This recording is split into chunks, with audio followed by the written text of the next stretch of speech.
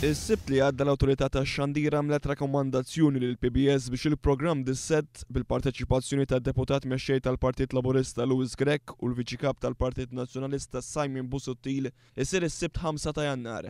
Iżda l-PBS minflok aċċetta r-rakkomandazzjoni tal-Awtorità tax-Xandir insista li jkunu li jiddeċiedi jekk isirx il-programm u meta kellu jsir il-programm. L-istess PBS kien qal li diġà kien skeda d-dibattitu bejn iż-żewġ deputati mexxejja fil-programm Xarabank tal-11 ta' Jannar. Fis-tqarrija l-4 l-Awtorità tax-Xandir qalet li dan l-aġir tal-PBS mhuwiex aċċettabbli u mhux se jkun ittollerat, speċjalment fi żmien sensittiv ta' ftit ġranet biss qabel kampanja elettorali. L-Awtorità żiedet li tħoss li r-rakkomandazzjoni tagħha kellha tiġi aċċettata minn stazzjon ta' xandir pubbliku. B'dispjaċir, komplet l-Awtorità, il-PBS iżdażel li jpoġġi lilu nnifsu l fuq mid-deċiżjoni tagħha. Għalhekk l-Awtorità bil-poter li tagħtiha liġi ordnat lill-PBS biex il-programm dis-set isir kif irrakkomandat minnha fil-5 ta' Jannar fuq TVM2.